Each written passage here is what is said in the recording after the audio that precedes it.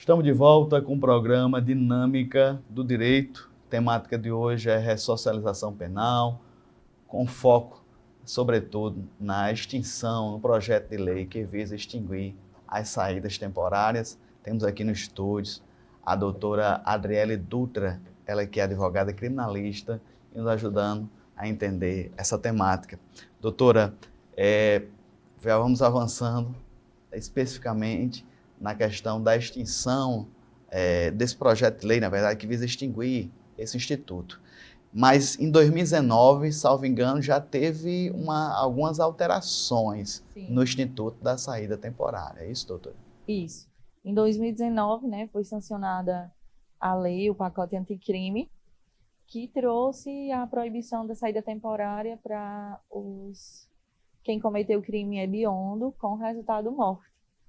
Então, já foi retirado esse direito dessas pessoas que cometeram esse tipo de crime, né? O homicídio ou uma das classes do crime contra a vida no resultado morte. O latrocínio também. No bloco anterior falamos no caso de Suzane, né, que ela teria matado os pais. Com essa alteração, doutora, ela não teria direito mais? Não teria, né? Já que o crime dela foi hediondo, né? E com resultado morte. Então, ela não se encaixaria realmente no benefício da saída temporária. Entendo. Avançando um pouquinho mais, doutora, sobre a questão da saída temporária, agora no mês de agosto, a Câmara dos Deputados teria aprovado um texto para extinguir a saída temporária. A senhora deu uma olhada no texto ou nas justificativas do mesmo? Venho acompanhando. Como é que estão os debates? Eu sei que foi aprovado, mas volta para o Senado, é isso? Isso, volta para aprovação. Essa questão, né, da saída temporária nesse projeto de lei seria diminuir ainda mais, né? Ele acho que diminui para uma vez por ano a saída temporária, diminui para uma vez por ano a saída temporária pelo período. E essa questão da saída temporária,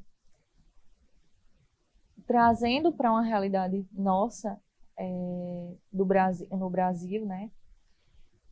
A maioria dos estados, eles têm o semiaberto, a saída temporária só é permitida no semiaberto. E a maioria dos estados, só o semiaberto já é cumprido com prisão domiciliar, com uso de monitoramento eletrônico, certo? Então, por ser cumprido dessa maneira, vamos dizer que a saída temporária ela entrou um pouco em desuso. Por quê? Porque o preso, o objetivo da saída temporária era o preso ter o seu ambiente familiar por uns dias, com o convívio familiar, um convívio social por alguns dias, para ver o crescimento dele dentro da ressocialização. Esse era o principal objetivo. Como o semiaberto ele vem sendo cumprido de maneira domiciliar, com prisão domiciliar e uso de monitoramento eletrônico, o preso já vem cumprindo o semiaberto na íntegra, no convívio familiar, né? Uma semi-liberdade, que a gente intitula. Então, o projeto realmente tem a finalidade de diminuir, de extinguir muitas coisas, porém, não seria usual. Por isso que eu não vejo tanta repercussão nisso aí, porque na prática já não se utiliza. Só o pessoal ter uma ideia do que seria semiaberto, doutora, tem algumas obrigações. Tem que ter um horário para dormir, para se recolher. Isso. Não pode sair da comarca. Isso. O semiaberto, os horários, eles variam conforme o juízo de cada cidade. A gente, por exemplo, no Rio Grande do Norte, a gente tem regras diferentes nos horários de Mossoró, de Caicó. Depende muito das normas colocadas por cada execução. Em Mossoró, a gente tem a obrigação do recolhimento às 8 da noite até 5 da manhã.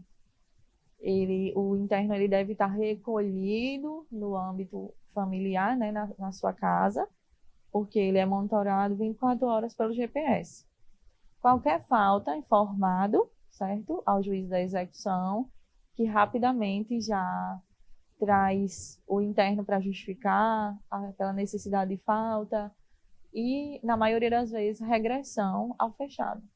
Então, o semiaberto, eu costumo falar que a rigidez dele é bem mais complexa do que o fechado, nesse sentido, porque qualquer falta que ocorra por horário, o interno já é imediatamente chamado a justificar o que foi que houve. Se não houver justificativa, volta para o fechado. Se for um rompimento, né, de tornozeleira ou deixar descarregar, é imediatamente determinada a prisão. Então, assim, é bem rigoroso, não é bem facinho como a sociedade coloca, como o jornalismo, né, coloca para a gente essa ideia de impunidade, né? Mas é muito, muito rigoroso. Doutora, assim, eu esqueci, me fugiu a memória o nome do deputado que estaria discussando, mas ele, na oportunidade, ele teria dito que o fim das saídas temporárias seria devido a evitar que os presos cometessem crimes ou delitos nessa oportunidade, que esses 7 dias ou menos que ele estaria fora, estaria cometendo crimes. Isso tem algum fundo de verdade, esse discurso, essa palavra do deputado? Fundo de verdade, porque o índice de pessoas que tiveram esse benefício e não retornaram ao sistema, ou por algum motivo vieram a cometer um novo crime, ele é muito alto. Então, tem esse fundamento, porque realmente ele tem embasamento para essas palavras, né? Já que a gente tem um índice fornecido pela própria Secretaria de Segurança, que é muito alto o índice dos presos que recebem o benefício, não retornam, ou de qualquer maneira tem o benefício, comete um novo crime durante o benefício. Porém, eu acredito que não se deve penalizar os que cumprem. Eu acho que a forma adotada, que é penalizar os que descumprem, estão mais segue uma linha constitucional correta, né? Vamos dizer, coerente. Por quê? Se tem um benefício de uma saída temporária, vai o interno, ele cumpre tudo direitinho e retorna, vale a pena o benefício, porque quem vai e descumpre, aí sim, penalizado. Mas não acabar com a oportunidade porque existem pessoas que descumprem, entendeu? Então, acredito que cada dia a gente vê mais rigidez no sistema, menos benefícios. Então, com o pacote anticrime também, os percentuais, frações, né, que passaram a ser percentuais, eles multiplicaram, né, passaram a ser bem mais fortes. Hoje a gente tem cumprimento de pena de até 70%. Então, por esse motivo, acho que os benefícios eles devem ser respeitados e punidos apenas os que não obedeceram aos requisitos do benefício. Um dos princípios do direito processual penal é a questão da individualização da pena. Isso. Né, doutora? Então, esse princípio é muito caro e deve ser incentivado, não é isso, doutora? Sim, deve ser incentivado e lembrado também. Porque, assim, muita gente tem aquela sensação de impunidade. Praticou esse crime, foi solto, praticou esse crime, tá por aí de tornozeleira.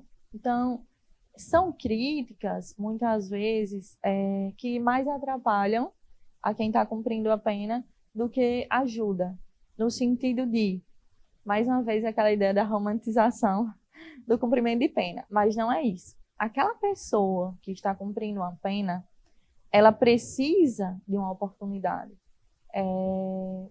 de mudança. Existem, sim, um número muito grande de internos que querem essa mudança, que querem realmente, vou aqui, cometi um erro, quero pagar e quero mudar, porque essa vida não quero para mim. Então, esses internos que querem a mudança, eles têm que ter esses benefícios respeitados para eles conseguirem alcançar essa mudança. Porque quando eu não acredito que o radicalismo, apesar de ser preciso em muitas determinadas vezes, ele seja, vamos dizer, o princípio fim da execução.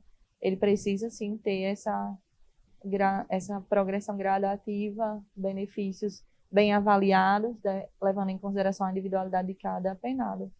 Muito bem, estamos conversando aqui com a doutora Adriele Dutra, ela que é advogada criminalista, nos ajudando a entender a temática da ressocialização penal, com foco no projeto de lei que visa extinguir ou restringir as saídas temporárias. No próximo bloco, doutora, vamos para as considerações finais, mas já vamos ver aqui um dos pontos do projeto, que ele fala que para progredir de regime teria que passar por um exame criminológico. Então, e tudo isso no próximo bloco. Não saia daí, voltamos já.